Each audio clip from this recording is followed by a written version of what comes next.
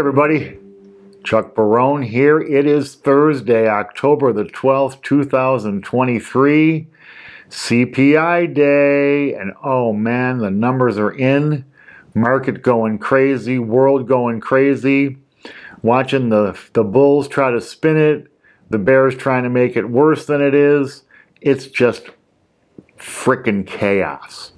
But before I get rolling, because I will be rolling today, guys, let me take a second and welcome everybody to the show.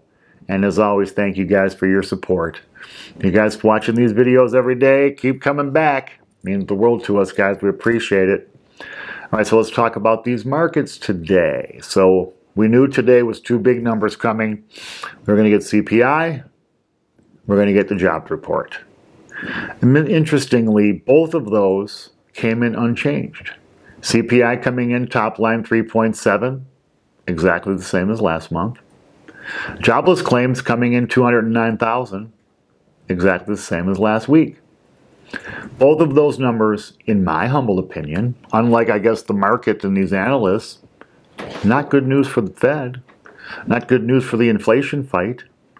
In spite of the spin, the market's seeing that today, tanking pretty good. Stock market down across the board, man. The Dow losing 173 points, 33,631. NASDAQ drops 85 points, 13,514. S&P falls 27 points, 4349. So the stock market getting the message, we didn't get good news today. The bond market reacting even more strongly. Prices tanking, yields flying today. The 10-year jumps 12 basis points, 4.71%. The 6-year jumps 6 basis points, 5.07%. So now the inversion shrinking, you're down to 36 basis points. Could be we're flattening here. Interesting numbers in the bond market. Longer term yields jumping. I was laughing. I was reading the Federal Reserve officials, now these geniuses, well, we might not actually have to raise rates because the bond market's doing it for us. I guess they're not quite understanding that the bond market rates jumping like this is nothing more than a signal of oversupply. Oversupply. Thank you, federal government. You know, they did almost $100 billion in auctions just this week. $100 billion. The federal government has borrowed more than $1 trillion since June when they finally broke the debt ceiling thing. Over $1 trillion borrowed. And that's just crushing this bond market. They're sucking up all the supply. And the funny thing is, I'm reading today, now the Fed, these geniuses, now the Treasury selling 30-year bonds. Oh, this is right. Well, we could have locked up all this debt for 30 years at basically 0%. Now they want to lock in 30-year rates at 4.8. Yay, Fed. I don't know who I guess they're not getting the same type of talent that a lot of these Wall Street trading firms get, because it seems like they're always on the wrong side of every trade. Man, it's crazy. So the stocks and bonds today, not a great day for either. And I got a feeling tomorrow, depending on the data we get tomorrow, could be even worse. The dollar today, with the idea that rates higher or longer could even get another increase, the dollar jumps 106.57 on the index, a nice recovery of 90 basis points. Dollar's still the king of the hill, and if rates continue to go up, only going to get stronger. Metals, gold and silver today, with the dollar jumping, of course, having a down day. Not anything dramatic, though. Gold falls just $5.50, sitting at $1,868.40. Silver comes down 25 cents, $21.79 for an ounce of silver. So, you know, even though it's declining in the face of this amazing strong dollar, still holding their own on prices. Oil today, big rally in oil today, up 2 cents per barrel. Market now losing direction as far as oil goes. We could maybe see a reversal coming. $83.51 for a barrel of West Texas Intermediate. Still elevated, but not I don't think that, well, you never know with the oil. It's just so crazy, especially with war going on over there now. But looks like the trend in oil kind of rising rapidly. It's kind of petering out. Bitcoin today up just $16, 26,731. Bitcoin had been trading with the market. So when the markets were down, Bitcoin down with it. Today going the other way in spite of a down day for stocks. Bitcoin up just a few bucks. All right, so let's talk about data today. We knew it was coming. CPI, and jobs. So St. Jerome, his job just got a lot harder, guys. It really did.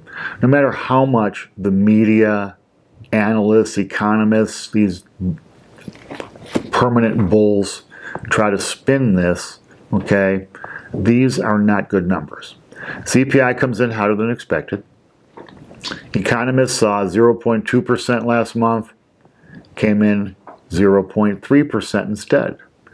Now, I don't know if that's, maybe my math is off, but isn't that 50% higher than they thought it was going to be? That's a pretty big miss, right? They're making it sound like, well, bullshit, okay? 50% higher than they expected. Jobs also coming in super hot. Employment claims remaining at 209,000, same as it was last week. So both of those kind of coming in right where they were kind of expected. Inflation a little hotter. Jobs, they expected that same number. So now, you know, I've been trying to tell you guys, this employment 209 is still super hot, man. The Fed needs 285,000 weekly jobless claims to feel comfortable that they have a neutral job market. Not too hot, you know, the Goldilocks thing. 209 is a big difference from 285, right? Prices on the CPI top line up 3.7%, unchanged from last month. So we had 3, 3.2, 3.7, 3.7. Inflation not going down, not going up, I guess, for a month here, but staying the same. But the bummer is the stuff that went up. The stuff that went up. You know, big screen TVs coming down. Food going up. Tax prep coming down. Gas going up. You know, stuff you don't need as often, staying the same, coming down in price. Services not rising as fast. What's rising is goods, food, energy. So this is the stuff people deal with every day. So no one's going to be convinced that this is all good. No one's going to buy this bullshit, okay? So you get 3%. So the top line bottoming out at 3% a couple months ago. Rising for 2 months, now staying the same. Core comes in at 4.1, actually down from 4.3 last month. That's just a reduction in the rise in gasoline prices. These numbers suck, guys. This is going to stick the Fed. The Fed was hoping, and they really need, okay, to see that their program is working. Numbers are coming down. They're obviously much less aggressive this year than they were a year ago, where they just continually raised rates 3/4 of a point. So, you know, I thought we would have a 1/4 point increase last month. I still believe we're going to get another 1/4 point sometime this year.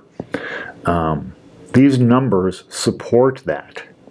These numbers say where we are right now with interest rates is not enough to bring inflation down even close to target. They still need to cut inflation by almost 50%. That's not going to be an easy task, guys, okay? And to really make it work, they're going to have grow a set of fucking balls, excuse my French, and do the right thing, okay? I've been warning that, you know, I've been telling you guys, this inflation is going to last a lot longer than they want to tell us, man. They want us to believe it's almost finished. Last time we had inflation like this, it took them more than a decade to get it out of the system. And to do it, okay, Paul Volcker, the Fed chair, who's night and day from Powell, He raised the Fed funds rate to over 20%. 20%. Mortgage rates were hitting 12, 13, 14%. Credit cards were not like, in 1980, were not like they are, the volume of them today, but the rates must have been just fucking crazy back then. And what raising rates that high did, okay, was just cause a massive recession. Massive recession. 10% unemployment, stagflation with inflation and low, crappy economy and unemployment. It was huge. It was just, I can remember this very well because we were moving toward the election. Everybody thought Reagan had no chance to be reelected because things were so bad. But then the economy turned. The economy turned, man. And guess what? Inflation came down pretty dramatically right away. Reagan was reelected, won 49 states, okay? And Volcker, with the Fed funds rate at 20%, set the stage for friggin' 30 years of rate cuts, which we enjoyed. Because the rate was forever coming down, down, down. I remember in 1995 when I got into the mortgage business, people were refinancing down to 7.5, where rates are now. So, even back from 1980, or 1982, I guess, where mortgage rates peaked around 14%, they were still 8% in 1995. So, the idea that we're going to get rid of this inflation by waving a magic wand and we're going to have no pain and no recession and nothing bad and everything's just going to be wonderful. Well, if you're a fantasy person, I guess, that's your thing. But I'm telling you guys, it's just not going to work out this way. All right, anyway, enough ranting on this. A couple quick things you guys need to hear about today. Fed coming out today. Social Security cost of living increase for next year, 3.2%. What do you think the top line number for inflation is going to be for this year? I'm guessing it's going to be higher than 3.2%. Much higher. So Fed, fixed income people and seniors going to get screwed. China today moves to capital controls. Now they're banning offshore accounts for their citizens. No more stock accounts in the U.S. No more moving the money offshore. They're trying to stop the money from fleeing the country. This is what I've been telling you guys, why China will never be the world's reserve currency. Okay? China, desperate now. These are desperation moves, guys. When you're going to prohibit your population from moving their money around, not a great scenario. So China, another step further down the road to the big collapse that's going to come. I was laughing today. I was reading this article about CPI, trying to get the story ready for today. And I saw that the Fed does not expect to hit the 2% inflation target until 2026. Oh my. So they're expecting now, while they have everybody trying to convince everybody that this inflation fight is already fought, privately, they understand 2026 before they can get inflation down to 2%. It's another 2.5 years, man. Okay? So this new normal we're living in that everybody's hating, get used to it because it's not going to change real soon. And another quick one before I go. The Fed today passes a milestone, passing $1 trillion reduction in their balance sheet, $1 trillion in QT. They've allowed $1 trillion at a pace of about $100 billion a month, have allowed bonds to mature and not reinvested the money, pulling that money out of circulation. Now, it's not all good news. There's still $3.7 trillion. Their balance sheet is still $3.7 trillion higher than it was before the pandemic. The balance sheet today is sitting at $7.96 trillion, down from a peak of $8.97 trillion in 2022. So I got to say, though, the Fed's sticking to their guns, man. Now, it'd be pretty easy for them in the face of these higher rates to slow down the QT. They're not doing it, man.